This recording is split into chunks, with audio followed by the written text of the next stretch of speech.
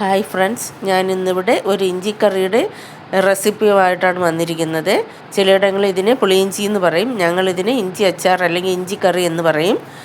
അപ്പോൾ അതിന് വേണ്ടിയിട്ട് ഞാനൊരു 250 ഗ്രാം ഇഞ്ചി എടുത്ത് വെച്ചിട്ടുണ്ട്. ഇനി ഇതിന് തൊലിയെല്ലാം കളഞ്ഞ് കഴുകി അരിഞ്ഞു കൊണ്ടുവരാം. ഇഞ്ചി ഇവിടെ ഇതുപോലെ നൈസായിട്ട് അരിഞ്ഞു കൊണ്ടുവന്നിട്ടുണ്ട്. ഇനി നമുക്കിത് വറുത്തെടുക്കണം. ഒരു 10-15 ചെറിയ ഉള്ളിയും 2 പച്ചമുളകും അരിഞ്ഞു വെച്ചിട്ടുണ്ട്. ചൂടായ പാത്രത്തിലേക്ക് കുറച്ച് വെളിച്ചെണ്ണയാണ് ഒഴിച്ചു കൊടുക്കുന്നത്. ചൂടായ എണ്ണയിലേക്ക് അരിഞ്ഞു വെച്ചിരിക്കുന്ന ഇഞ്ചി ഇട്ട് കൊടുക്കുകയാണ്. ഇനി ഇത് നന്നായിട്ട് വറുത്തെടുക്കണം. ഒരു ബ്രൗൺ നിറമാകുന്നത് വരെ വറുത്തെടുക്കണം. ഇഞ്ചി ചെറുതായിട്ടൊന്ന് ചുമന്ന് വന്നപ്പോഴത്തേക്ക് അതിലേക്ക് പച്ചമുളകും ചെറിയ ഉള്ളിയും കൂടെ ചേർത്ത് കൊടുക്കുകയാണ്.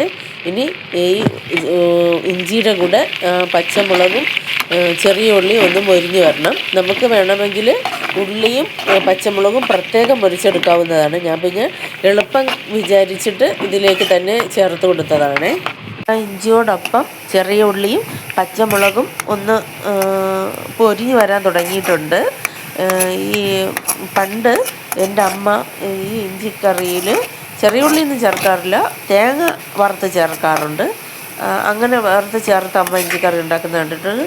ചില ആൾക്കാർ ഇഞ്ചി മാത്രം വറുത്ത് മറ്റുള്ള ചേരുവകളും കൂടെ ചേർത്ത് ഇഞ്ചിക്കറി ഉണ്ടാക്കുന്നത് കണ്ടിട്ടുണ്ട്. പക്ഷേ ഈ ചെറിയ ഉള്ളി കൂടി ഇതുപോലെ പൊരിച്ച് ചേർത്ത് ഇഞ്ചിക്കറി ഉണ്ടാക്കുന്നത് വളരെ ടേസ്റ്റിയാണ്. അത് ഉണ്ടാക്കാത്തവരൊന്നും ഉണ്ടാക്കി നോക്കണേ. എല്ലാം നല്ല ബ്രൗൺ നിറമായി വന്നിട്ടുണ്ട്. ഇനി ഗ്യാസ് ഓഫാക്കി കൊടുക്കാം. തണുക്കാൻ വേണ്ടി മറ്റൊരു പാത്രത്തിലേക്ക് മാറ്റിയിട്ടുണ്ട്. അതിലേക്ക് അല്പം മഞ്ഞൾപ്പൊടി, ഒരു 3/4 ടീസ്പൂൺ മുളക് പൊടി, 1/4 ടീസ്പൂൺ മല്ലിപ്പൊടി, 1/4 ടീസ്പൂൺ ഉലുവാപ്പൊടി, 3/4 ടീസ്പൂൺ കായപ്പൊടി കൂടി ചേർത്ത് എല്ലാം കൂടി നന്നായിട്ട് മിക്സ് ചെയ്ത് കൊടുക്കാം. ഇതെല്ലാം കൂടി മിക്സിയിലിട്ട് നന്നായിട്ട് പൊടിച്ചുകൊണ്ട് വരാം. നന്നായിട്ട് പൊടിച്ചു കൊണ്ട് വന്നിട്ടുണ്ട്.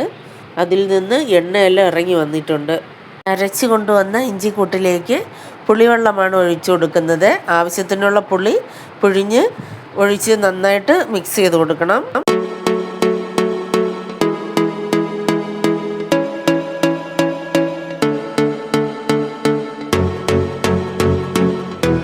ഇനി ഇതിലേക്ക് കുറച്ച് ഉപ്പ് കൂടി ഇട്ട് കൊടുക്കണം.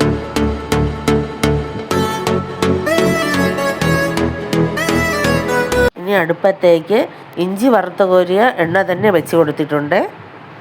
ചൂടായ എണ്ണയിലേക്ക് കടുക് ചേർത്ത് കൊടുക്കാം. കടുക് പൊട്ടി വരുമ്പോഴത്തേക്കും നമുക്ക് കറിവേപ്പില ചേർത്ത് കൊടുക്കണം.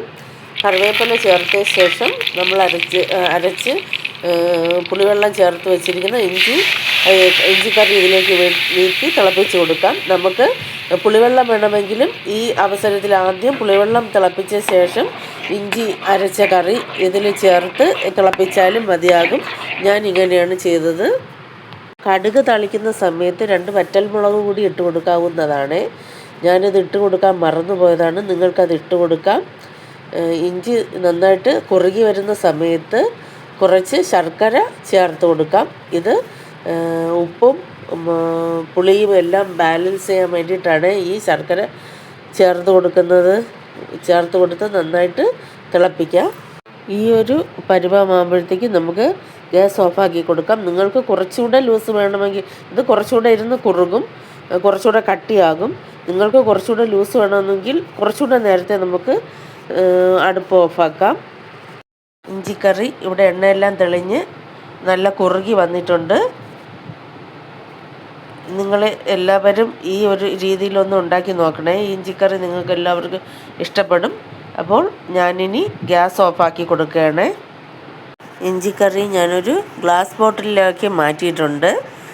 ഈ ഒരു ഇഞ്ചിക്കറി വളരെ ടേസ്റ്റി ആയിട്ടുള്ള ഒരു ഇഞ്ചിക്കറിയാണ്. നിങ്ങളെല്ലാവരും ഈ രീതിയിലൊന്ന് ഉണ്ടാക്കി നോക്കണം. നിങ്ങളൊക്കെ എല്ലാവർക്കും തീർച്ചയായിട്ടും ഇഷ്ടപ്പെടും. നിങ്ങൾക്ക് എല്ലാവർക്കും എൻ്റെ വീഡിയോ ഇഷ്ടപ്പെട്ടിട്ടുണ്ടെങ്കിൽ എന്നെ സപ്പോർട്ട് ചെയ്യാൻ മറക്കരുത്. Okay, bye.